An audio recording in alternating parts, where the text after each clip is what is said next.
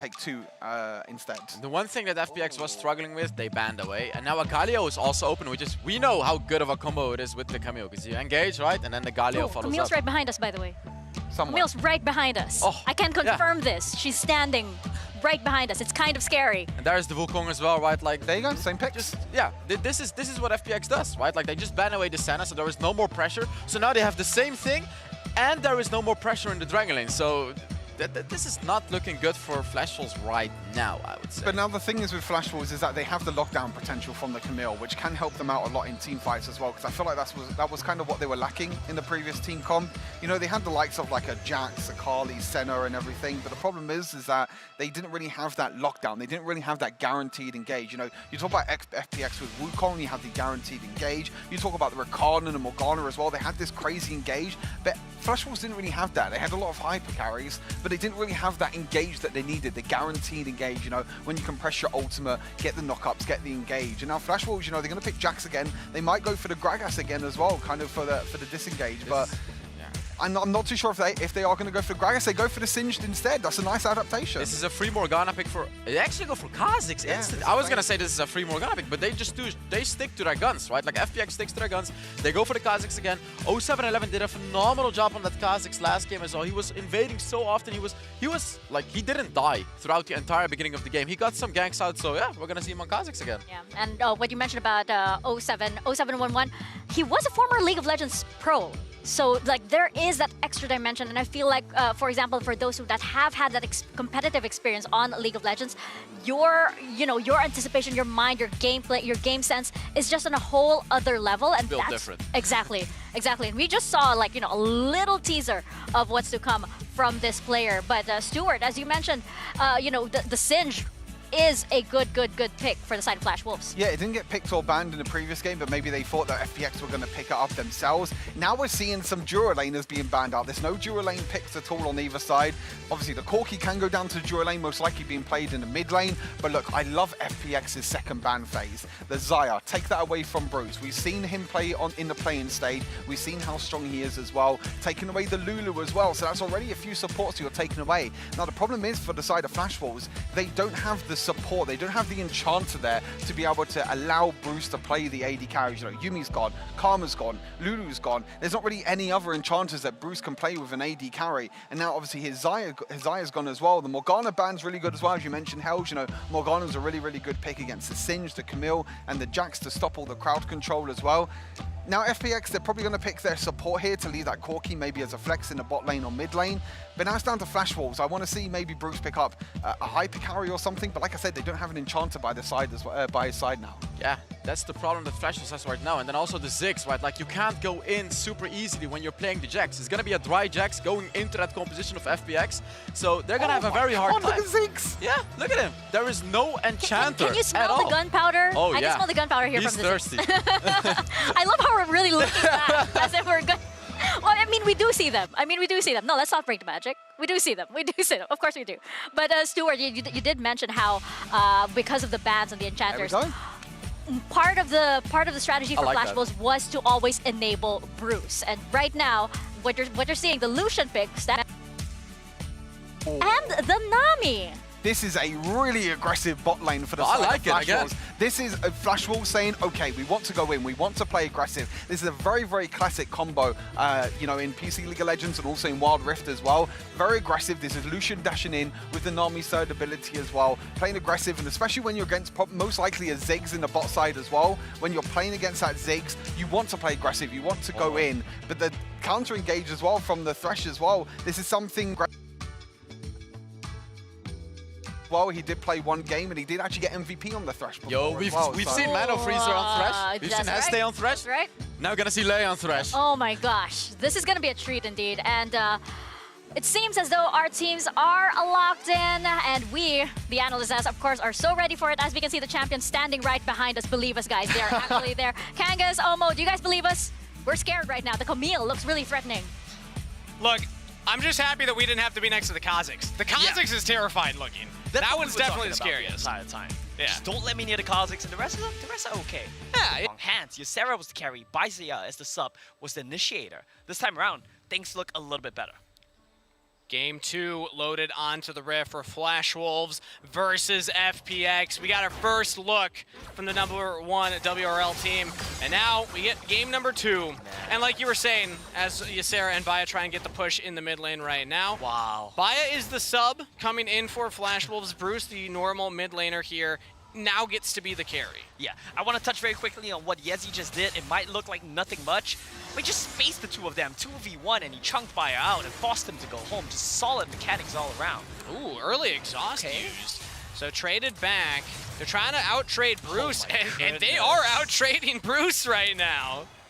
And it's really good as well because you're forcing spells away from Bruce. Well, I say that, but it's really just his rune that proc as well as the exhaust from Eason. Bruce still does have the barrier. That's going to be nice. But exhaust being down from Xiaoma could actually end up being dangerous because now the Lucian has the initiative to just dive in on your face knowing you have no exhaust. And there's the potential, always with Nami Lucian, to just burst you down immediately. Sick. Yeah, there we go. That's that damage.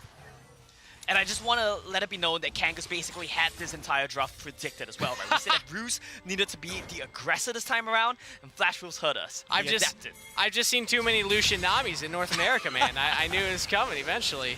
Baya getting ganked by 7-11. But the thing about the Lucian Nami, you really want to get kills in lane. You really want to push your lead because they're such a strong combo. The thing about it is Ziggs, you can play relatively safe. You can farm from far away, and then Lei is opened up to roam a little bit more. And that's kind of what we talked about, right? Lei just wants to roam. Ziggs is going to be able to wave clear just by himself pretty much the whole game. My concern, okay, I think he's fine. Doesn't play Isan over the wall. Bruce actually, Relentless Pursuit's over the wall. They're all just trying to cover Cookie to steal the blue buff, but now Bruce flashes to safety. Big satchel from Selma. As Isan barely lives through that FPX, they almost just got some kills. This whole series of events is happening because Baya is held down in the mid lane. He cannot move, he cannot rotate, and that just gives Yezi the space to translate his lead from the mid lane over to helping out his bot lane, making it difficult for Flash Wolves, forcing the bot lane's base here. And now the exhausts are back up, but Bruce doesn't have flash, so now it's actually the Lucian that could be in some danger here. If Lei lands a big hook, you might be in trouble. Yeah, and my concern about the Lucian Nami is not about the dive, it's not about the Wukong. Oh, I think he went home. Oh, that's just that sad was so timing. close. Yeah.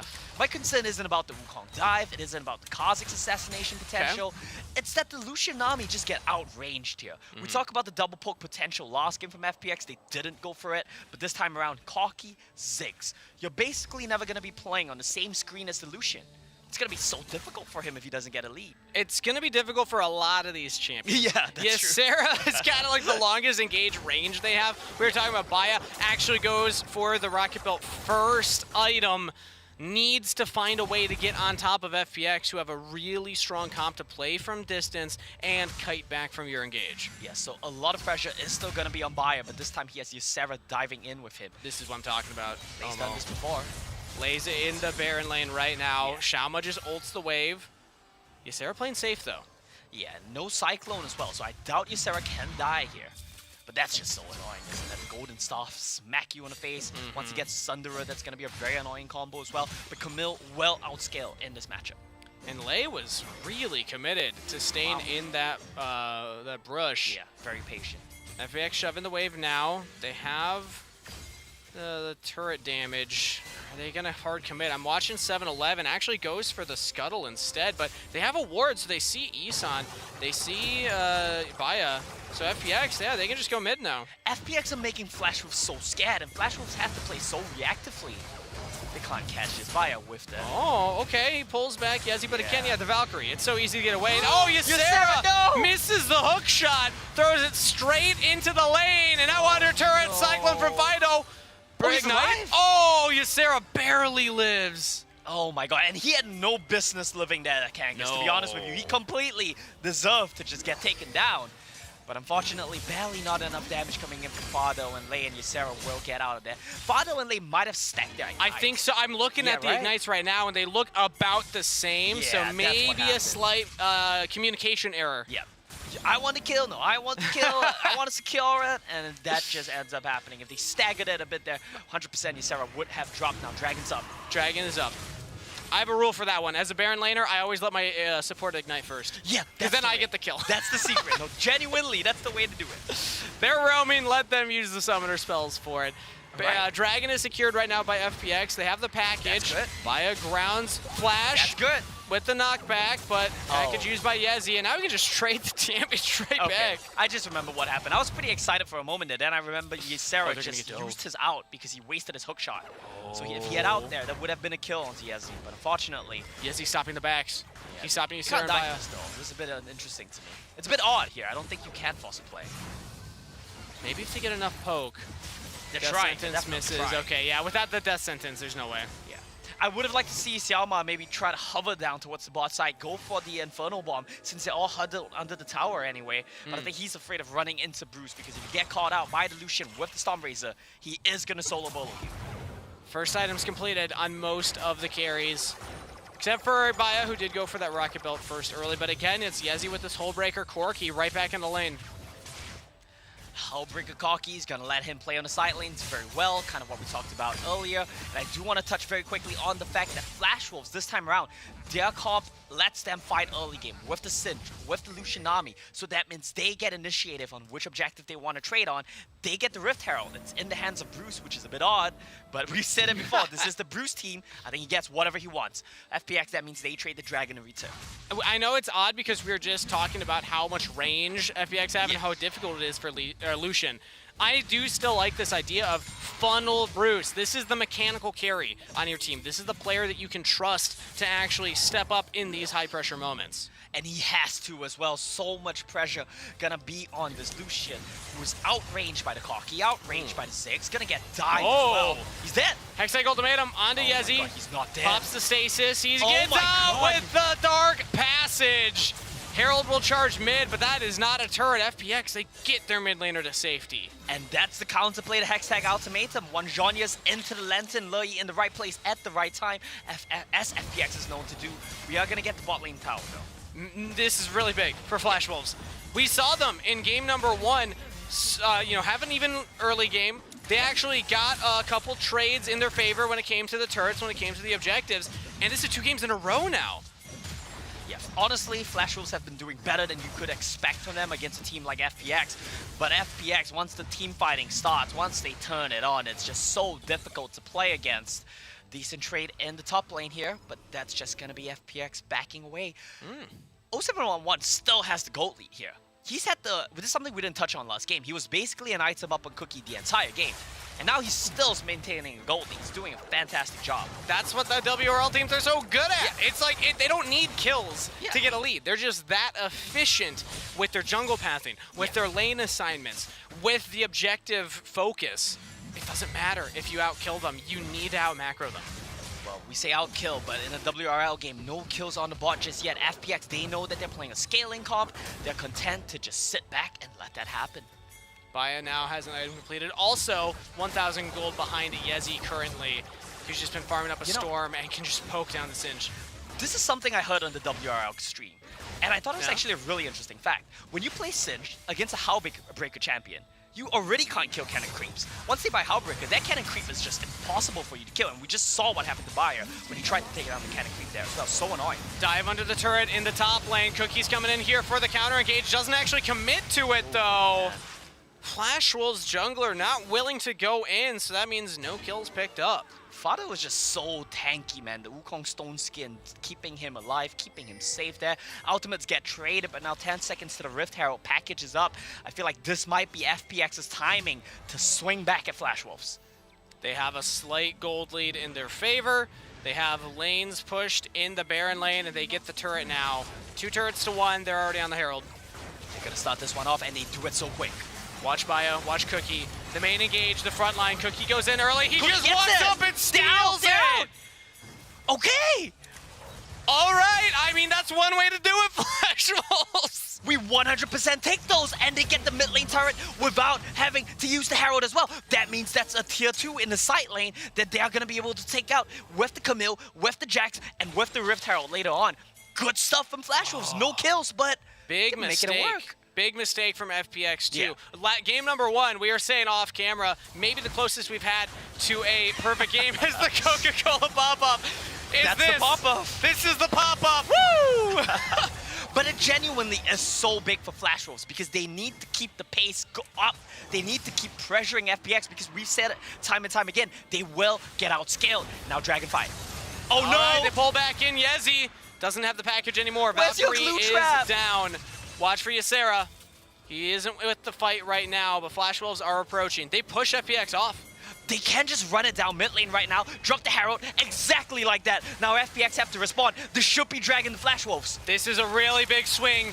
If the SEA second seed can land this is huge. This lands, so Ysera's already almost out of the fight. Isan's in trouble. They dive in, but FPX, again, their battle lines are just too strong. Win this. They get a kill. Fido actually goes down. Cookie with a massive stun onto the entire team. But FPX, they weather the storm. A double kill to 7-11. Make it even more. The triple comes through, and they're back on the dragon. And they want Bruce as well. They're getting the dragon. They want to get the ace. One snipe from Lay. That's all it takes. Oh, Bruce gets out with a relentless pursuit, but FPX, they already got their prize.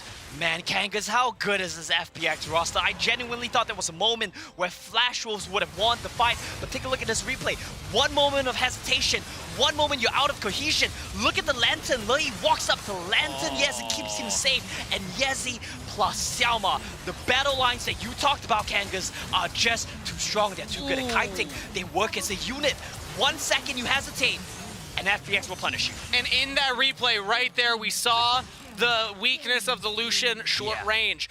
Cookie goes back in, lands a stun on the 4, and Bruce, he doesn't know, do I go through the river and get in range of them to hit them, or do I try and get around the wall by the buff and shoot over? You don't have the range to shoot over. Yeah. Maybe they can capitalize on Cookie's engage there, but the short range from the Lucian means that Flash Wolves, they don't win the fight. Yeah, and credit to Bruce, he still did his best there. 3,700 damage, out-damaging a Corki and a Ziggs. It's not something that's easy And to now do. he's looking for even more. Oh, man. They almost got Yezi, but maybe Lei will be enough. Ysera's even here.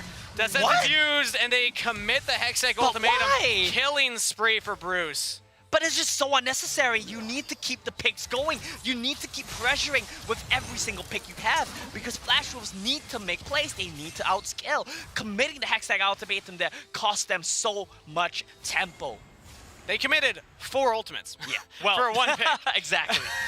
And on a support at that. I mean, at least they get the kill. That's we need to funnel Bruce. That is the game plan from Flash Wolves. And it's a very good game plan. We've seen what this guy can do. 3-0 right now on this Lucian. He's trying his best to make it work. And to his credit, highest gold in the game by a long shot right now. He's way ahead of Corki. He's ahead of the Ziggs as well. Now throws out the Colleen to try and clear the wave, but Fado just tanks most of that. So that is another turret over the side of FPX. They even up the turrets across the rift. But Omo, we're right back to even game state. Yes, 2 dragons is the difference in FPX's favor, but we still have a game that could go either way. It's much closer than last game, at least for now, but we know what FPX can do once you're forced to take a team fight against them at the Elder Dragon. Mid lane tier 2 is low. That's the consolation right now for Flash Wolves. It's easy to knock that turret down. They still have potential side lane win condition, but in a 5v5, FPX just look too good. Interesting to note, though, FPX don't have a lot of vision control around this Baron. So that means that Lei is actually sticking around the area, keeps throwing the Lantern over the wall just for vision. They sweep out Cookie. Don't get hit. Okay. So close. If he had been hit by that, that would have been massive for FPX. Really It's one of those game states where one misplay and you lose. And that's exactly what it feels like right now. So tense from both of these teams. I love that. B coming out from Easton as well. He says, you want to try my mechanics? I'm quick on the uptick here. Yeah, Isan passes the thumbs check. That's what we call those. 100% he does. One of the most mechanically skilled players here on the side of Flash Wolves together with Bruce. And FPX now get them push in the mid wave. Now they have some vision down. Yes. Vaya, hard committing on delay right now. Again, it's a support who's locked down, knocked up, focused. And Flash Wolves throwing everything at Lei. They get another kill. And I feel like it shouldn't be Lei that's face checking. He is the Lantern bot right now. That's his job in the team fights. Let Fado face check. He has the clone, he has the stone skin passive, and you can Lantern him out. This is the first time I think FPX have made a strategic mistake, as now Flash Wolves, it's a 1,000 gold lead. Look at that gold graph. But we'll take it. That's a heart rate. That gold graph is the heart rate of Well, actually, no. My heart rate's definitely higher highs than lower lows. That's heart rate of something right there. This FPX still in this game right now. Flash Wolves have the slightest lead. The slightest lead might not be enough against 2 Dragons and a better scaling team composition, but we talked about the split push potential now. Ysera and Cookie, both on 3 items. Camille can win you a game. Jax can win you a game. Let's see what they can do. It's all about priority in these waves. Who can get the lane states so that you can actually walk at these objectives? The Elder's coming up soon. Fado goes in. The Cyclone is used. Lanterns to safety. Now where's the re-engage coming in? From Flash Wolves, Vaya goes in. Trying to stay alive as long as you can. Run out now. No the reset. Singe Poison's doing so much work here as Ysera re-engages. This is good for Flash Wolves, but FPX, they just hold on for so long. They get the first kill of the fight. Fado goes forward. Double kill to 7-11, and FPX just cannot lose these fights. And Kangas, every single fight, we say that this could be good for Flash Wolves. This could be it for Flash Wolves. And it never is. FPX are so good at resetting the fight. They just disengage, reset the battle lines, and come back at you when they know they can win. After the Cocky pokes you out, after the Ziggs pokes you out, and they earn their reward here. 3 Dragons and an Elder Cloud Drake likely to close out this game. It looks like they just have extra health bars. They Like, really I don't do. understand it. Look at Lurgy yet again. They did what we said they should do. They used the Wukong to face check, reset the fight with the Lantern, and kite it out. Look at Xiaoma and look at Yezi. Look at how they position. They are never touched every time you try to go for them. The Zhonyas, the reset, the Lanterns, and they just outplay you every single fight. And the way that they play, a crucial decision from FPX every fight. They never walk forward into the Singe. They always just draw a line and say, you're going to have to walk into us. We're not going that way because we know that we're going to be taking Singe damage the entire time. You have to engage, use your abilities, use your cooldowns, and then we'll punish you.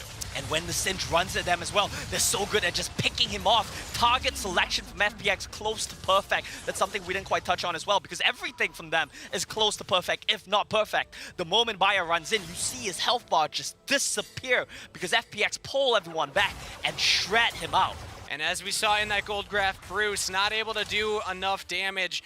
It's a lot of pressure. It is. It's almost an unfair amount of pressure, but when you're a player like Bruce, the team is looking to you to lead. The team is looking to you to carry all the kills for Flash Wolves.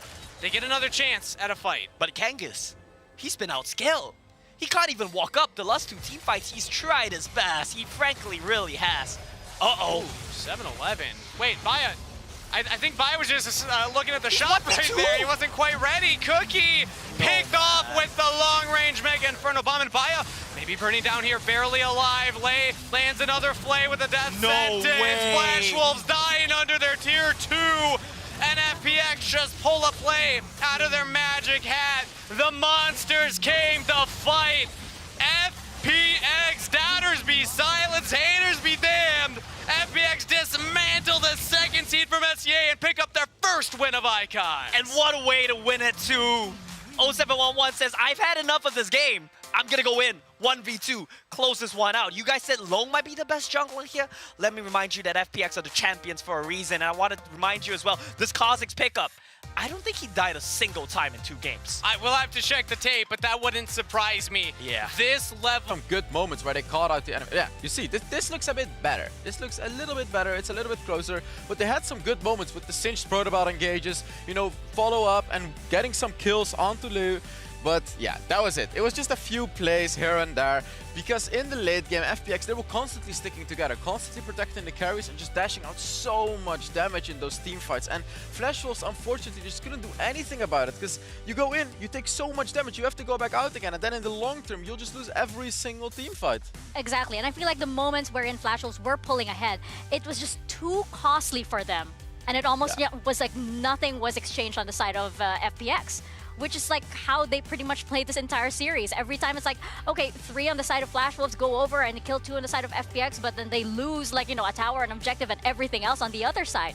And I feel like if you're facing a team like this, on this stage as well, you know, you have to, you can't, like you mentioned, you can't make any mistakes at all. But I like how Flash Souls played, however. They were not just playing passive all the time. They were going for it, right? Like they were going for the fights. They were going for the aggression. Like you can see as Look at well, that. Bruce dealt so Bruce much damage playing as his well. heart So out. they, you know, in my opinion, they did good. It's just FPX is a whole different beast.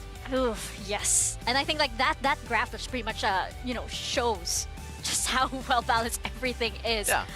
On the side of Flash Wolves, on the side of FPX rather, they know exactly where to put, you know, where to put the pressure on the side of their teams, and as well as how to build around their own win conditions, as we mentioned earlier after game 1, Stuart. Yeah, I think that, you know, in the team fights as well, FPX did really well to kind of focus down Bruce in this game as well. There was the last team fight that happened where the exhaust went onto Bruce. Lei landed a really nice hook onto Bruce, and that delayed his damage. And if you can focus on the main champion on the side of Flash Wolves, make sure you shut down Bruce, then pretty much all of their damage is gone. That's the thing that they showed on the damage graph. You know, Bruce has like 20,000 plus damage, and then the closest one to him was like 8,000 damage on a Singe. You know, you can tell the big difference between, you know, Bruce on the carries and then everyone else that's kind of like just trying to help him out and facilitate him and help him